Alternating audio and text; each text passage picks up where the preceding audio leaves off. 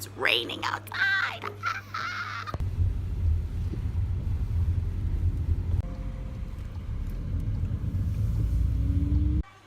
Do you see my smiling face? It's because I'm getting my nails done. I'm here with Yael. Hi. And let's switch the camera. How do I switch it? I don't know how. And there's Daphne. She's getting a manicure while we get pedicures. And then we're gonna switch. I'm thinking I'm gonna go with a cool eye design, but I'm not sure if the lady can do it. There's always a language barrier also, because my Hebrew's not that good. But we'll figure it out.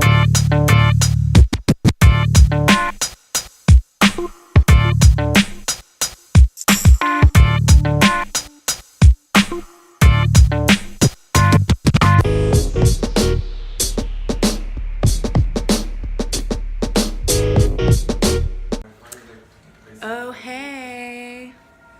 What's up? What's up? Where are we?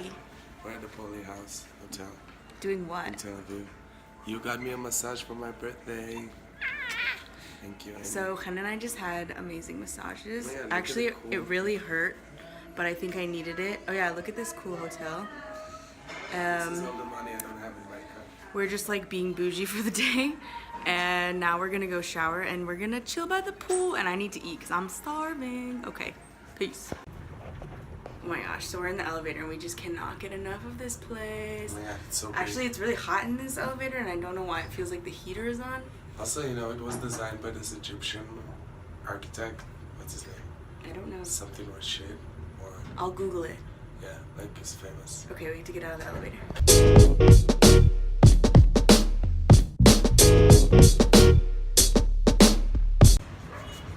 Oh my god, look it. Oh my god, look. It's Hen Mazik. Oh my god, look, it's Hen Mazik. Oh my god. Oh my god, Hen Mazik's taking selfies of himself. Oh my god. Oh my god. Oh my god. Oh my god. Oh my god. I'm really hungry, so Hen took me to this hip ass fake Vietnamese restaurant. You're fake Vietnamese. I'm a fake Vietnamese. The lady said, I also have a daughter-in-law that she's Japanese. Oh yeah. So we were in the elevator going up with the woman who massaged me. I forgot her name. What's her name? French. Veg? French. Oh, French? Friends.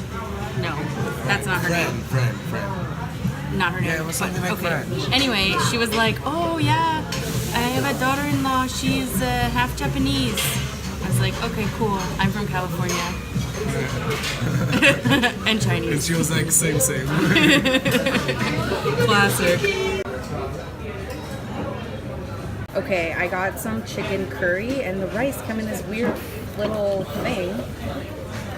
Like, what is this? Rice in a bag, in a box.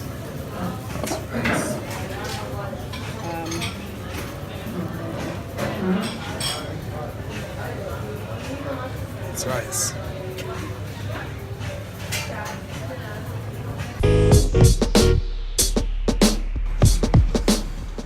I'm hanging out with Chen, but he's on his phone because he's a busy person. Always busy. And look at my eyes. I have bags under my eyes. No one can see your eyes. You're wearing sunglasses. I know, that's what I'm saying. Also, get concealer. Concealer? What am I? I'm a boss ass bitch. Oh shit. I'm not supposed to curse on your vlog. So let's talk about your vlog for a second. I curse on it. Do you bip it? No. You want to talk about it on the vlog, or do you want me to stop filming? No, I want to talk on the vlog. Let's talk Okay. about something. That's So, will there ever be peace in the Middle East?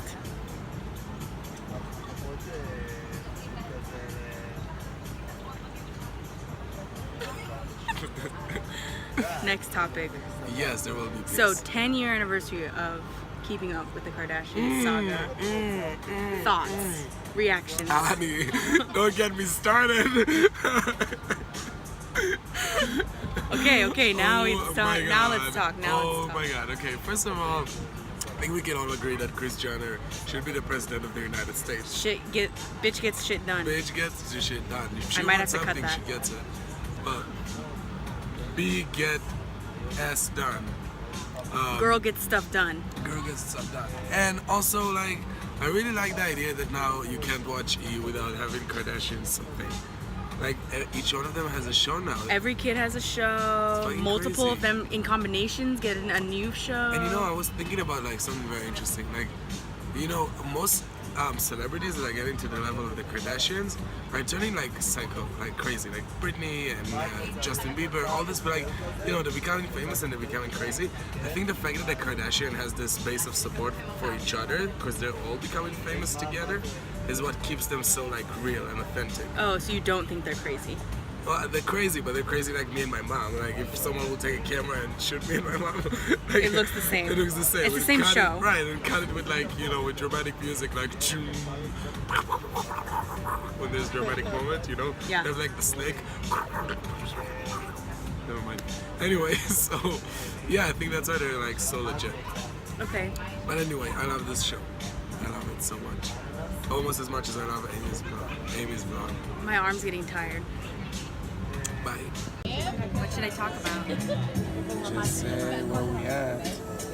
So we're here at the Polly House, which is some hip hotel that Ken wanted to come to. And the poor guy is sick and it's his birthday. So I'm having a drink because he's on antibiotics. And I'm sitting in the pool because he's not feeling good. But luckily he's here filming me. Whatever, I'm gonna live it up because it's a holiday.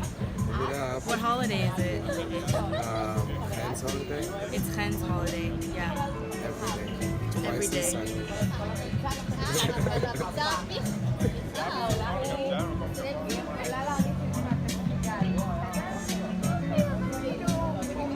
I realize that you just watched a video of me having a lot of fun with my friends and being really happy and a lot of treat yourself, but for me that's a lot of self-care, and I think self-care is really important. This week was World Mental Health Awareness Day.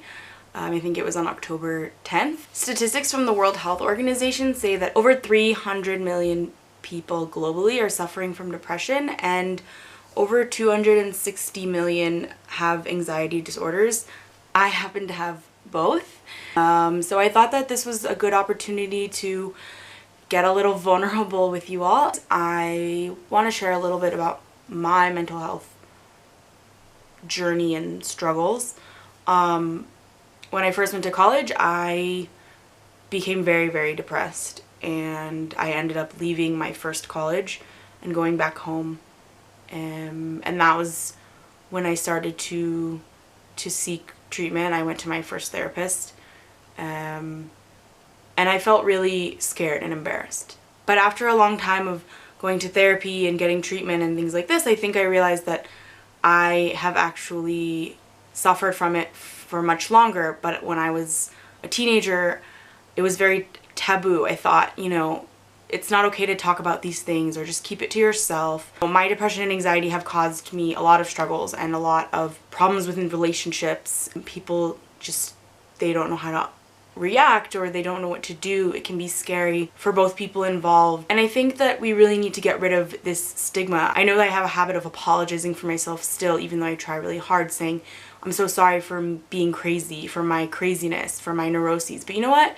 Crazy is really not the right word. I think the right word is human, and we shouldn't apologize for being human. When you take the complicated human biology and chemistry and you mix that with our capacity for emotions and society, this is what creates the beauty that is the world and life. But this is also how we have these complications, and mental health is just one of them, unfortunately. And I don't think that people should feel embarrassed. I don't feel that people should feel scared of other people who have mental health issues. You know, it's natural to feel fear and prejudice and make judgments about things that we don't personally experience or understand. But I think that it's important to try to have empathy. I still struggle.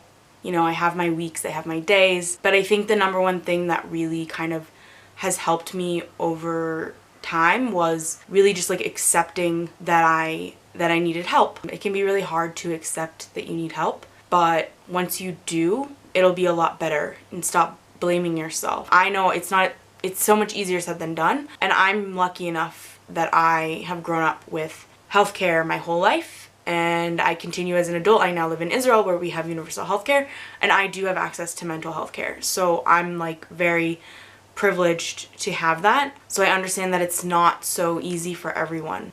Mental health is a really big issue, and I could talk a really long time about all the different things, but I think my main point here and what I want everyone to take away from this is, if you suffer from mental health disease or disorder, don't be embarrassed and really just accept it and decide that you're going to work on it, because when you really do, it's hard, but it's worth it, and you can do it. You can. And if you have family members who suffer with mental health, I say it's also scary and it's also hard to accept and to know what to do with a friend or a family member or a colleague who may suffer from mental health. But I think that being aware is really important. Doing research on the best ways to talk to them and to be supportive for them, it means the world to us as people suffering with mental health disorders. And yeah, I hope that a year from now, when it's Mental Health Awareness Day again, that the millions of people that are suffering from mental health disorders will hopefully be receiving the treatment they need. Thank you for letting me be vulnerable with you guys, and I'll see you next week.